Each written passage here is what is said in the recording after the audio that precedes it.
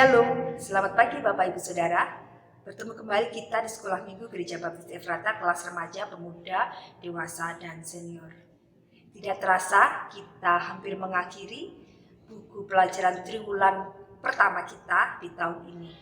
Kita sudah masuk di pelajaran 12 dan masih seperti tema minggu-minggu kemarin, kita akan belajar bagaimana kita mengasihi sesama kita. Tema pelajaran kita kali ini adalah berbuat baik kepada semua orang. Firman Tuhan yang mendasarinya diambil dari kitab Galatia pasal yang ke-6 ayat 1 sampai yang ke-10. Galatia pasal yang ke-6 ayat 1 sampai yang ke-10. Saya akan menolong membacakannya, Bapak Ibu Saudara bisa menyimak dari Alkitab masing-masing di rumah. Demikianlah bunyi firman Tuhan. Saling membantulah kamu. Saudara-saudara, kalaupun seorang kedapatan melakukan suatu pelanggaran, maka kamu yang rohani harus memimpin orang itu ke jalan yang benar dalam roh lemah lembut sambil menjaga dirimu sendiri, supaya kamu juga jangan kena pencobaan.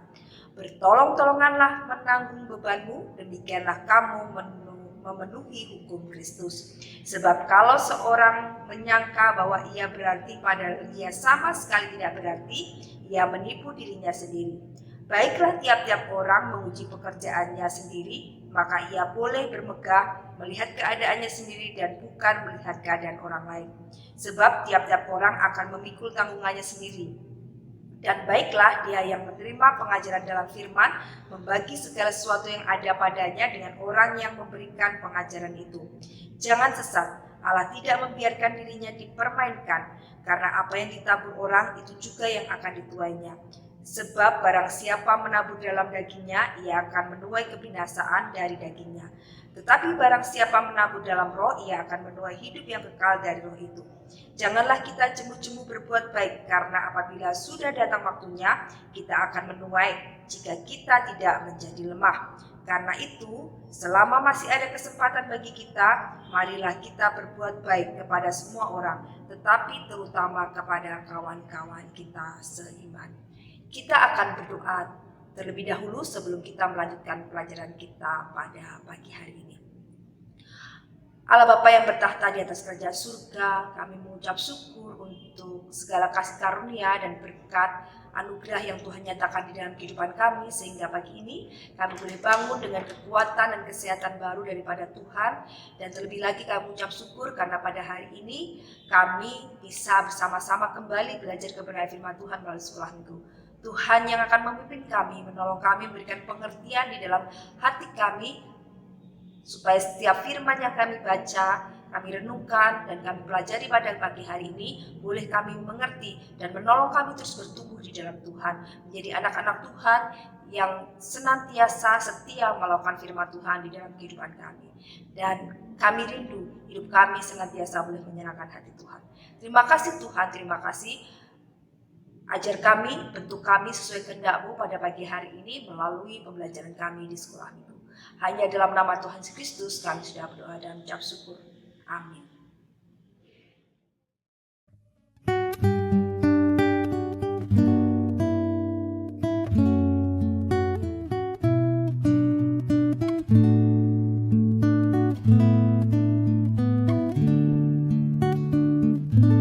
Hidup ini adalah kesempatan. Hidup ini untuk melayani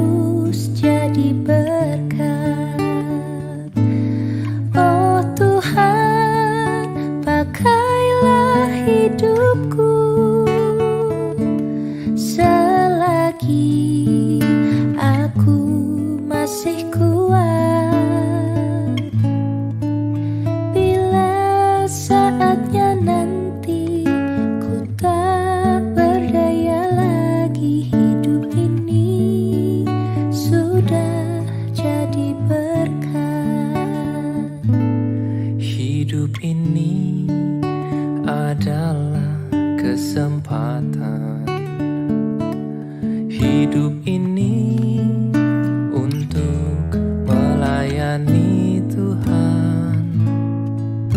Jangan sia-siakan waktu yang Tuhan beri. Hidup ini harus jadi berkah.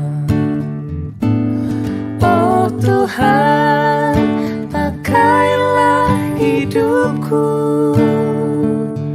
selagi aku masih kuat. Bila saatnya nanti ku tak berdaya lagi, hidup ini sudah jadi berkah. Oh Tuhan, pakailah hidupku selagi aku masih kuat. Bila saatnya nanti ku tak berdaya lagi, hidup ini sudah jadi berkah. Bila saatnya nanti ku tak berdaya lagi, hidup ini sudah jadi berkah.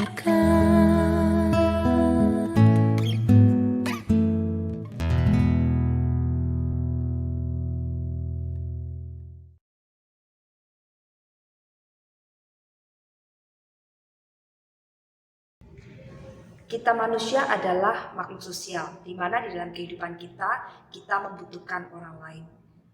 Baik itu untuk memenuhi kebutuhan kita maupun untuk kita berinteraksi satu dengan yang lainnya. Karena setiap manusia memiliki keahlian dan kemampuan masing-masing, di mana keahlian dan kemampuan yang berbeda-beda itu digunakan untuk saling melengkapi satu dengan yang lainnya. Saling menolong satu dengan yang lainnya. Kita tidak bisa hidup sendiri. Selama kita hidup, kita pasti membutuhkan orang lain. Oleh karena itu, manusia disebut makhluk sosial. Contohnya, untuk memenuhi kebutuhan pokok kita, seperti nasi, lauk pauk, kita tidak bisa mengadakan sendiri. Kita membutuhkan orang lain untuk menanam padi, menangkap ikan di laut, atau membuat tahu atau tempe, menanam sayuran. Kita membutuhkan orang lain. Demikian pula orang lain membutuhkan keahlian kita yang mungkin tidak dimiliki oleh orang tersebut.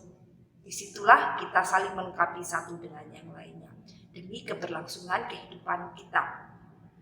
Tuhan Yesus menyadari bahwa manusia adalah makhluk sosial yang saling membutuhkan satu dengan yang lainnya. Dan hubungan yang terjadi akan menjadi sangat indah ketika hubungan itu didasarkan di dalam kasih Tuhan. Oleh karena itu, Tuhan Yesus memerintahkan kepada setiap orang percaya supaya mengasihi sesama kita manusia seperti kita mengasihi diri kita sendiri. Karena saat kita berhubungan dengan orang lain, kita berinteraksi dengan orang lain, jika hubungan dan interaksi itu dipenuhi dengan kasih Allah, maka akan terjalin suatu hubungan yang indah dan membuat kehidupan manusia itu menjadi nyaman, aman, dan kita menjalani dengan penuh sukacita oleh karena ada kasih yang nyata atas hubungan yang terjadi. Nah, Rasul Paulus menasihatkan kepada jemaat di Galatia pada kitab Galatia ini bahwa di dalam kehidupan mereka juga tidak lepas dari keberadaan orang lain. Mereka saling membutuhkan satu dengan yang lainnya. Oleh karena itu, Rasul Paulus mengingatkan seperti apa yang diperintahkan Tuhan Yesus bahwa di dalam kehidupan jemaat Galatia supaya mereka memancarkan atau menyatakan kasih mereka kepada sesama mereka. Mereka diberikan nasihat untuk berlomba-lomba berbuat baik satu dengan yang lainnya. Bayangkan Bapak Ibu Saudara di dalam suatu persekutuan, di dalam suatu gereja di mana jemaat yang ada berlomba-lomba untuk saling berbuat baik, untuk saling mengasihi, pasti keberadaan jemaat itu akan luar biasa ya, indahnya. Berkat Tuhan akan nyata dan tercurah bagi gereja atau jemaat tersebut. Oleh karena kehidupan mereka yang rukun, yang saling mengasihi, saling menolong, saling mendukung satu dengan yang lainnya. Luar biasa bukan jika itu terjadi di dalam sebuah gereja. Tidak ada kebencian, tidak ada iri hati, tidak ada saling menjatuhkan, tetapi yang ada hanya kasih Allah. Maka situasi dan suasana gereja atau persekutuan itu akan sangat indah. Nah, hal yang pertama yang dinasihatkan oleh Rasul Paulus kepada jemaat di Galatia, bahwa saat mereka menyatakan kasih mereka kepada saudara seiman mereka, yang harus mereka lakukan ketika mengetahui saudara seiman mereka jatuh dalam dosa, melakukan pelanggaran, adalah orang yang dewasa rohani memimpin temannya yang sedang dalam kelemahan ya, sedang melakukan pelanggaran itu, untuk kembali kepada jalan yang benar dalam roh lemah lembut dan penuh kasih. Kita lihat di ayat yang pertama, di situ Rasul Paulus mengatakan bahwa kalau ada kedapatan seseorang melakukan suatu pelanggaran, maka kamu yang rohani dimaksudkan ini adalah seseorang yang memiliki kerohanian yang lebih dewasa dari orang tersebut, harus memimpin orang itu ke jalan yang benar. Jadi membawa orang yang jatuh dalam dosa itu, yang sudah melakukan pelanggaran itu, untuk kembali kepada jalan yang benar, memimpin mereka, membimbing mereka, mengarahkan mereka kembali kepada jalan yang benar, yaitu sesuai dengan firman Tuhan, dengan roh yang lemah lembut, dengan penuh kasih, dengan penuh kesabaran, dengan kelemah lembutan ya. Seseorang apabila menegur orang lain dengan penuh kasih, pasti dia tidak akan memilih kata-kata, memilih ungkapan-ungkapan yang bisa menyakiti orang itu. Tetapi jika seseorang memiliki kasih yang sungguh-sungguh untuk bisa membawa orang itu kembali kepada Tuhan, maka kata-kata yang dikeluarkan akan membangkitkan orang tersebut, akan menguatkan orang yang jatuh dalam dosa itu, bahwa mereka bisa menyadari dosa mereka, dan mereka melihat bahwa dosa yang sudah mereka lakukan itu tidak membuat mereka dibuang di hadapan Tuhan, tetapi dosa yang mereka lakukan harus mereka akui, dan Tuhan akan mengampuni dosa-dosa mereka. Itu yang harus dinyatakan ya, tidak malah menghakimi, mematikan karakter orang tersebut oleh karena dia sudah melakukan pelanggaran, tetapi kita memberikan pengetahuan bahwa manusia adalah orang berdosa, tetapi ketika orang berdosa itu menyadari dosanya dan kembali kepada Tuhan, mengakui semua dosa-dosanya di hadapan Tuhan, maka Tuhan akan mengampuni dosa-dosa manusia tersebut dan menerima manusia itu, mengasihi manusia itu dengan sungguh-sungguh. Itulah kasih Tuhan ya. Tidak memandang latar belakang, tidak memandang keberadaan manusia itu, tetapi bagaimana kesungguhan hati seseorang untuk benar-benar bertobat di hadapan Tuhan. Itu yang harus kita sampaikan, bahwa Allah memiliki kasih yang besar, yang menerima siapapun yang datang kepadanya, mengakui dosa-dosanya dan menyerahkan hidupnya kembali kepada Tuhan. Maka Tuhan akan menerima dengan penuh kasih, dengan penuh sukacita, oleh karena orang tersebut datang kepadanya, dan Tuhan akan memulihkan orang tersebut ya. Kita sebagai orang-orang yang dewasa rohani memimpin saudara-saudara kita yang sudah melakukan pelanggaran, supaya mereka menyadari dosa-dosa mereka dan mereka kembali kepada jalan yang benar. Tidak malah menghakimi dan bahkan membuang mereka dari persekutuan kita. Tidak, tetapi merangkul mereka dan menolong mereka untuk meninggalkan semua dosa-dosanya. Jadi kita tidak membenci orangnya, tetapi kita membenci perbuatan dosa yang sudah dia lakukan. Itulah yang dinasihatkan Rasul Paulus kepada jemaat di Galatia, supaya mereka orang-orang yang lebih dewasa rohaninya peduli kepada saudara-saudaranya yang masih lemah rohaninya, dan bahkan mereka yang sudah jatuh dalam dosa harus diangkat sama-sama untuk dibawa kembali kepada Tuhan, supaya hidup saudara mereka dipulihkan oleh Tuhan. Nah, tidak hanya itu, ketika seorang yang menolong saudaranya untuk kembali kepada jalan yang benar, mereka juga harus mengawasi kehidupannya. Di dalam bagian akhir dari ayat yang pertama itu jelas Rasul Paulus mengatakan bahwa sambil menjaga dirimu sendiri supaya kamu juga jangan kena pencobaan.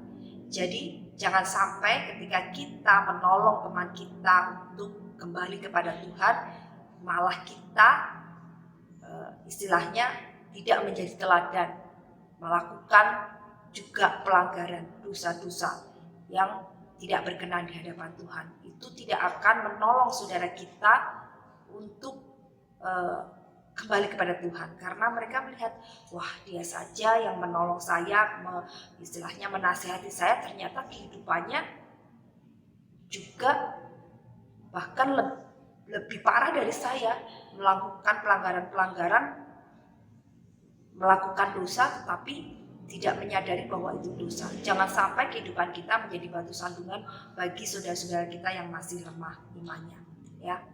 Jadi ketika kita sudah merasa secara rohani lebih dewasa, maka kita juga harus menjadi teladan di dalam kehidupan kita, supaya setiap orang yang kita tolong untuk kembali kepada jalan yang benar melihat kehidupan kita dan mendapat berkat, tidak malah menjadi batu sandungan bagi dia untuk kembali kepada Tuhan. Ya, jangan sampai itu terjadi. Jadi oleh karena itu Rasul Paulus menasihatkan ketika seseorang berusaha untuk menolong saudaranya yang melakukan pelanggaran dengan roh yang lemah lembut, harus tetap menjaga dirinya supaya dia tetap hidup di dalam kebenaran firman Tuhan dan hidupnya menjadi berkat dan teladan bagi temannya yang sudah jatuh dalam dosa dan akan dibawa kembali kepada Tuhan, kepada jalan yang benar. Hal yang kedua yang dinasihatkan Rasul Paulus kepada jemaat di Galatia adalah bahwa setiap jemaat harus saling tolong-menolong menanggung beban. Memang ada bagian ayat firman Tuhan yang kita baca tadi bahwa satu orang memiliki beban sendiri, tetapi alangkah indahnya ketika beban satu orang itu bisa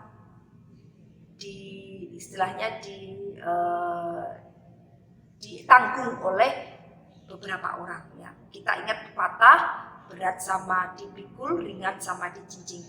Bagaimana suatu beban akan menjadi ringan bagi seseorang jika ada orang-orang yang peduli terhadap orang itu untuk bersama-sama menolong menanggung beban orang itu. Entah itu beban secara ekonomi, entah itu beban secara permasalahan keluarga, atau beban secara permasalahan dengan lingkungan kerja, apapun beban yang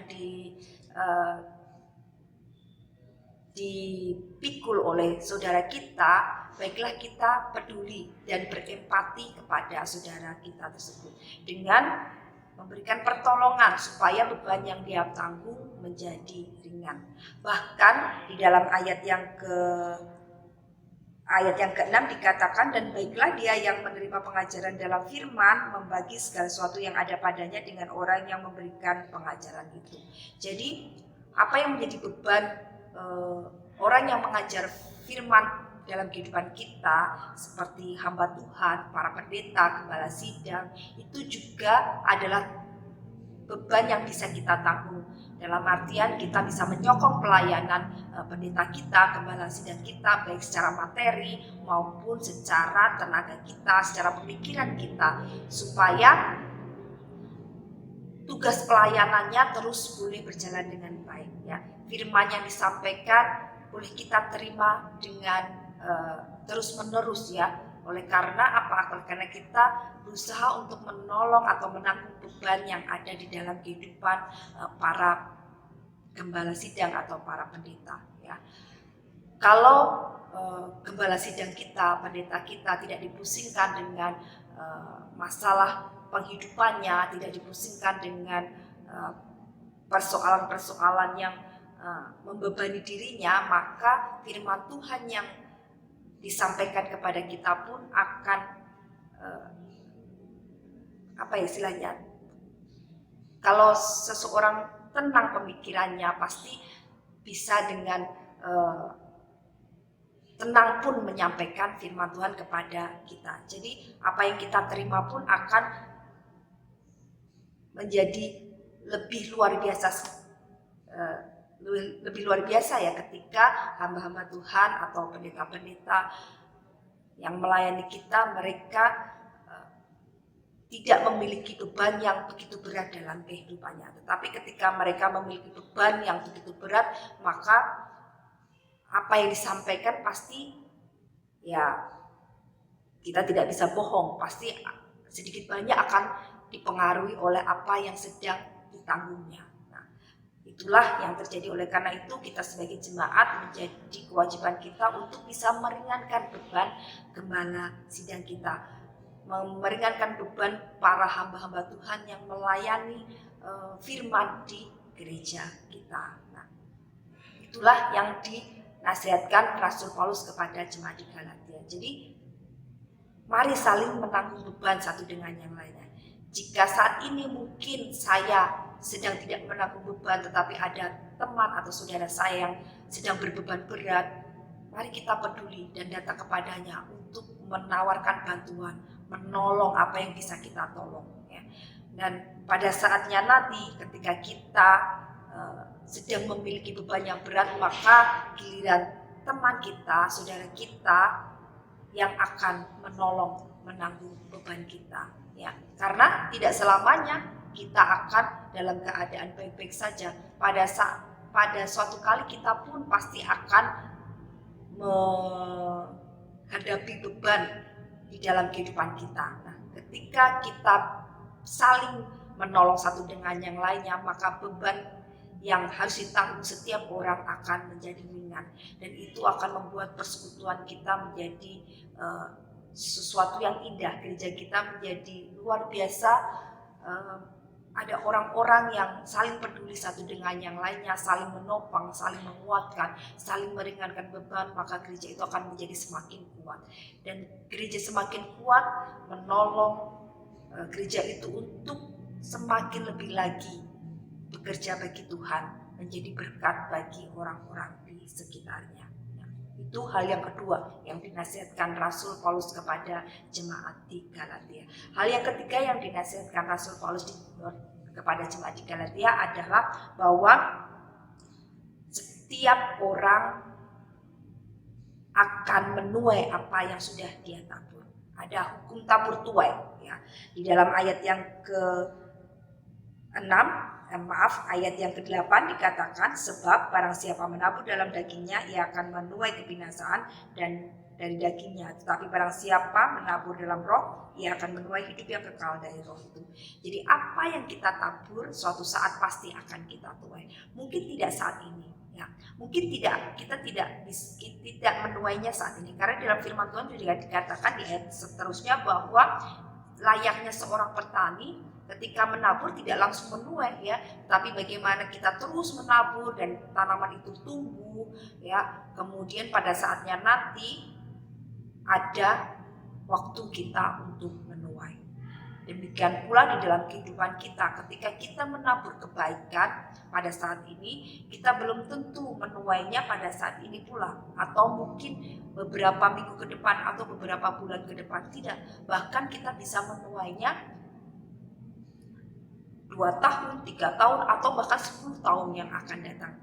Dan mungkin saja yang menuai bukan kita, tetapi anak cucu kita. Tetapi perlu kita ingat bahwa Tuhan kita adalah Tuhan yang tidak pernah berhutang. Ketika kita menabur sesuatu hal yang baik di dalam roh, maka suatu saat nanti pasti kita akan menuai sesuai dengan apa yang sudah kita tabur. Dan perlu kita ingat ya, apa yang kita tabur belum tentu kita menuai seperti apa yang kita tabur. Ya. Kalau kita melihat petani jagung itu, dia menabur hanya 1 biji jagung, tetapi pada saat dia menuai paling tidak minimal dia menuai 1 tongkol jagung di mana terdapat banyak bulir-bulir jagung. Jadi jangan berkecil hati Bapak Ibu Saudara ketika kita menuai begitu banyak dan ketika kita menabur begitu banyak dan sampai saat ini kita belum menuai apa-apa, yakin dan percayalah pada saatnya nanti kita akan menuai lebih banyak daripada apa yang kita tabur. Karena Allah kita bukan Allah yang berhutang, Dia menghitung dan memberikan upah yang sesuai bagi setiap orang sesuai dengan apa yang dilakukannya. Jadi mari kita menabur sebanyak-banyaknya, ya. Bukan berharap menuai sebanyak-banyaknya, tidak, tetapi kita menabur oleh karena Tuhan sudah terlebih dahulu mengasihi kita. Tuhan sudah terlebih dahulu memberkati kita. Tuhan sudah terlebih dahulu berbuat baik dalam kehidupan kita.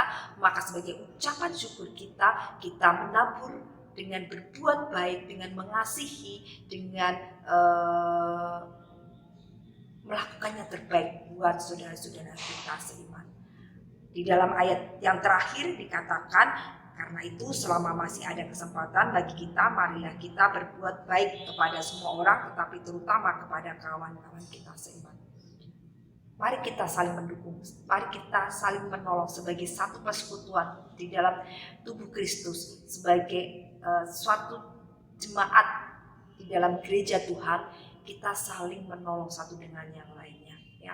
Kalau orang mengatakan bahwa tahun ini adalah tahun yang gelap, ada resesi ekonomi yang terjadi. Ini kesempatan untuk kita menabur sebanyak-banyaknya. Kita menolong terutama saudara-saudara kita seiman dengan mendukung apa yang mereka kerjakan. Jika ada teman-teman atau saudara-saudara kita yang mungkin memiliki usaha secara pribadi, berjualan sesuatu barang, dan kita membutuhkan itu, lebih baik kita membeli dari teman seiman daripada orang di luar teman seiman. Karena firman Tuhan katakan berbuat baiklah terutama pertama-tama kepada kawanmu seiman, ya. Walaupun mungkin harganya lebih mahal dari pasaran di luar, tapi ini kesempatan kita untuk menabur, untuk berbuat baik, untuk mendukung dan meringankan beban saudara kita. Oleh karena itu, mari kita bersama-sama berlomba-lomba berbuat baik, mumpung masih ada kesempatan, dan terutama kepada saudara seiman kita. Itulah pembelajaran kita hari ini. Kita akan mengakhiri sekolah minggu kita dengan berdoa. Bapa, terima kasih untuk hari ini kami boleh belajar suatu hal yang indah bagaimana hidup kami boleh kami isi dengan perbuatan baik yang kami lakukan kepada semua orang, terutama kepada saudara-saudara seiman kami. Biarlah kami boleh berbagi kasih, berbagi sukacita, berbagi dukungan dengan orang-orang yang ada di sekitar kami, sehingga hidup kami menjadi berkat dan kesaksian bagi mereka semua. Nama Tuhan dipermuliakan atas kehidupan kami, karena kami rindu Tuhan, Engkau yang semakin ditinggikan dan diagungkan atas segala hal yang kami perbuat. Terima kasih Bapa, terima kasih. Dan kami serahkan hidup kami sepenuhnya ke tangan kuasa-Mu. Biarlah Tuhan memimpin dan menolong. Tuhan menyertai kami untuk kami terus hidup di dalam rencana Tuhan. Terima kasih Bapa, ampuni segala dosa dan kesalahan kami. Dalam nama Tuhan Yesus Kristus kami sudah berdoa dan mengucap syukur. Amin. Selamat pagi, Tuhan Yesus memberkati.